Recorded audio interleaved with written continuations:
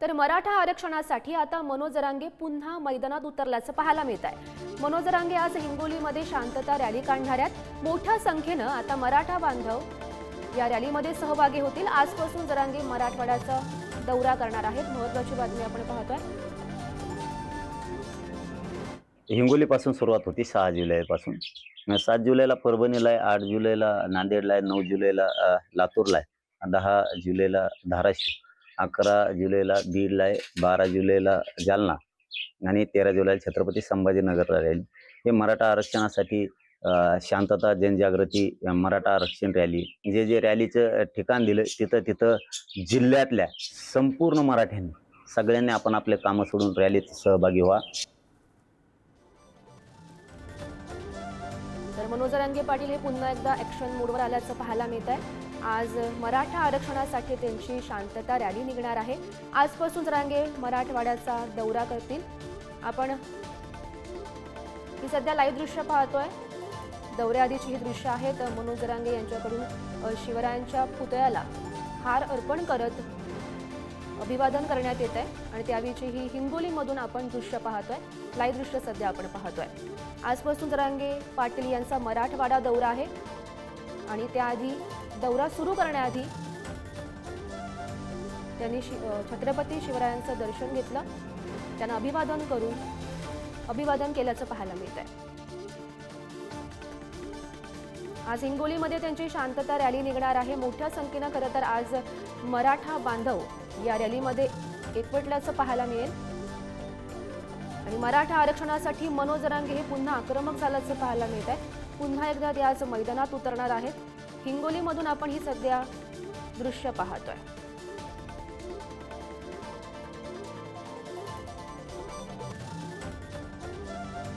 तर शांतता रॅली आधी मनोज जरांगे यांनी छत्रपती शिवाजी महाराज यांच्या पुतळ्याला हार अर्पण करत त्यांचं दर्शन घेतलं।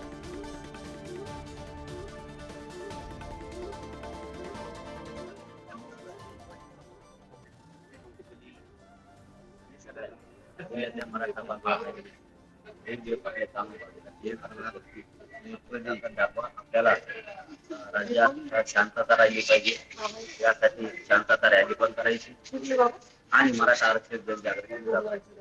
सरकार आरक्षणाच्या बद्दल काय करते हे मला तुम्हाला समोर येऊन सांगायचं आहे।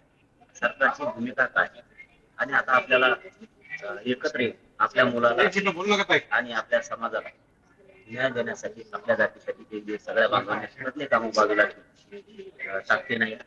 कारण एकट्याच्या लढण्यात आणि करोडोच्या लढण्यात खूप मोठी शक्ती असते आणि ज्यावेळेस मराठा एकत्र आला त्यावेळेस अख्ख्या महाराष्ट्राला देशानं आणि जगानं एक गोष्ट ढकलली। त्यामुळे आपल्याला सातत्यानं मायबाप मराठ्यांना लढावं लागणार आपल्या मुलासाठी आणि आपल्या जातीसाठी। ताकदीनं सगळ्या वर्गातील मराठा समाजानं बाहेर पडावं, शांततेत यायचं आणि शांततेत वापस घरापर्यंत जायचं। पण शक्ती ताकदीनं दाखवा सगळ्यांना ही माझी इच्छा। पाटील, काल उशिरा अशोक चव्हाण आले, जवळपास 2 तास चर्चा झाली। ही भेट काय होती आणि नेमकी काय चर्चा झाली?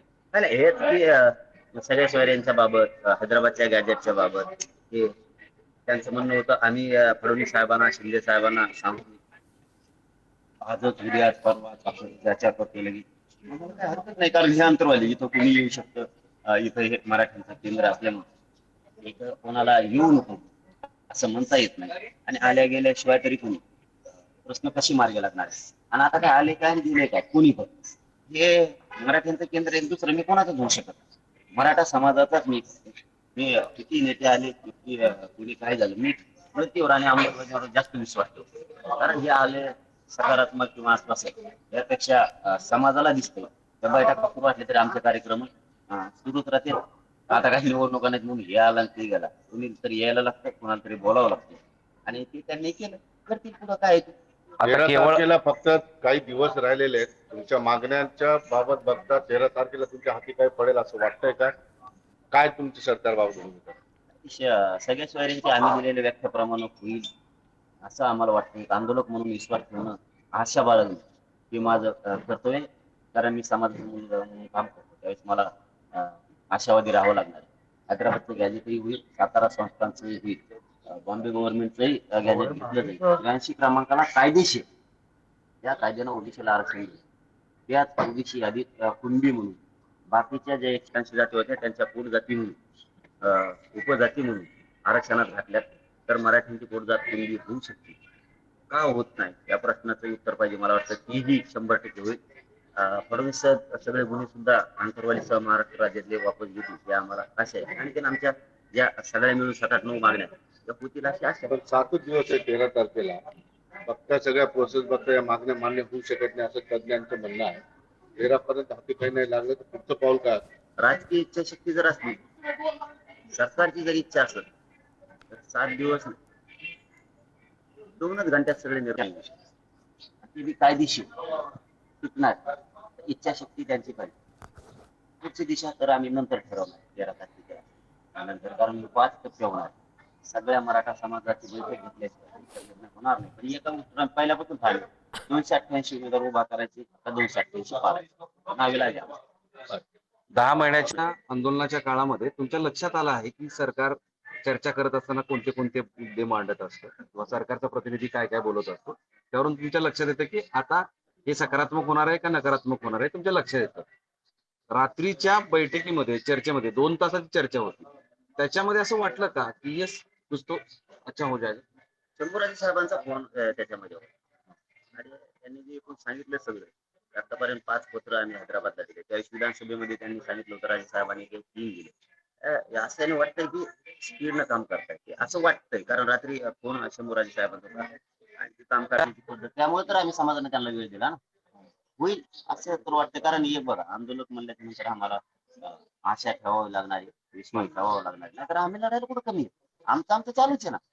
शांततेत चालू आहे. शांतता मराठा आरक्षण जनजागृती आम्ही सुरू केली आज हिंगोलीपासून. आता हिंगोलीला निघालोय. मराठा ताकदीनं एकत्र येणार, थोडंफार कमी होणारच आहे, कारण कामाच्या दिवसात विठुरायाची वारी पण समाज जास्तीचा तिकडं असतो. पण आमची शक्ती काही ते मराठी सगळे बाहेर निघणार आणि आम्ही सरकारला जागा करायचं काम करणार. मग ही शांतता रॅली आहे की ही निवडणुकीच्या अनुषंगानं मराठ्यांमधली जागृती रॅली आहे? नाही नाही, ही जागृती रॅली अशी मोठी होणार. तुम्ही नुसती बघा, आणखी मुंबईत जायचं राहिले, ही रॅली लई डेंजर होणार. पण पाटील तुम्ही बोलताना असं बोलला की तुमच्या रॅलीमध्ये, तुमच्या शांतता रॅलीमध्ये गालबोट लावण्याचा प्रयत्न केला जाईल. तुम्हाला ही भीती का वाटते आणि का होईल?